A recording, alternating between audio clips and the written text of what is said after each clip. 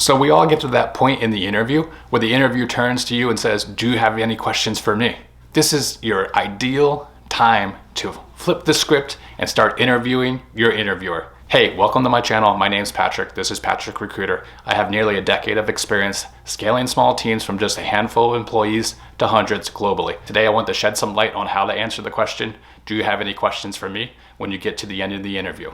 Let's get into it. So there are a couple of different ways that you can handle this. When you do get to the end of the interview, this is your time to ask questions. This is a great opportunity and one that you don't want to waste. If somebody says, do you have any questions for me? Have questions ready to go. Just don't say, no, I don't have any questions. Have a great rest of your day. That is not the ideal way to show interest in the company, in the role, or in the people that you're actually interviewing with. You have to show interest and have to show that you want this position. Here are some questions that you can ask to help ease your concerns. If you don't have any ideas on what to ask at the end of the interview, here are some questions that you can ask. You can ask a couple different styles of questions. Some could be role specific, some could be cultural, more about the company, and some could be more future oriented type of questions. If we're thinking about role specific questions, come in already having done your research and be ready to ask specific questions about the role, i.e., what does success look like in this position? If I were to join tomorrow, what would be some of the initiatives that I would have to tackle in the next 3 to 6 months? Can you walk me through a typical day or a week,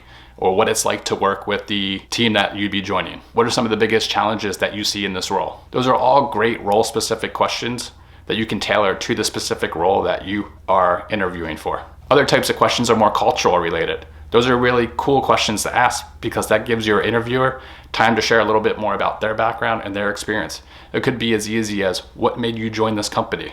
Why do you like working here? How does your team celebrate successes? And potentially, how does your team celebrate losses? What qualities do you see people have here that typically succeed? Those are all great cultural questions that you can ask that will give your interviewer ample opportunity to shed some light into why they joined the company, what excites them about their role, the company, where they're going. And it gives you great insight into how the culture operates and how you might fit into that type of environment. Other types of questions that you would ask at the end of the interview would be future-oriented questions. These are usually larger future questions, i.e., where do you see the company headed in the next 3 to 5 years? How do you see this role maybe evolving in the next 1 to 2 years? Are there any opportunities for professional growth or advancement that this company provides? If so, what? These questions show that you're extremely interested in the company and kind of where it's headed. It also kind of puts you into the position already as that interviewer is now thinking, where's this company headed, potentially with you in that role? And then finally, this question is really only geared to if you're interviewing with a recruiter or let's say a hiring manager, and that's around compensation. If you haven't already discussed compensation with your interviewer, now's your chance. You don't want to waste your time, don't want to waste the company's time if there isn't any alignment there. So if you haven't already discussed compensation and you're speaking with the recruiter or the hiring manager, now's your chance to ask, what is the approved budget for this position?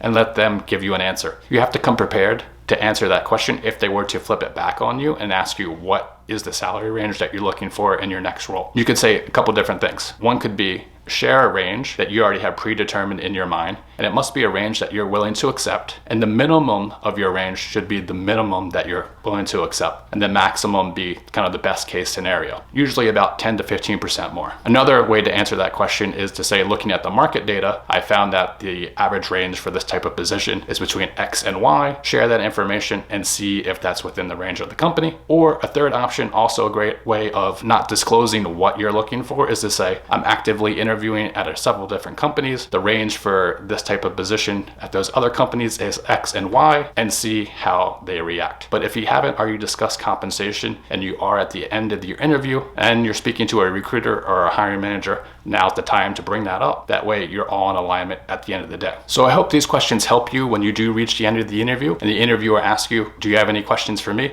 You can easily bring up either role-specific questions, cultural-related questions, or future-oriented related questions. Any of those questions will be great and provide you with extra insight into the role and the company that you might be joining. If you want a deeper dive into salary-related questions and how to answer questions regarding compensation, click over here. Good luck at your next interview and follow for more interviewing, career, and recruiting insights.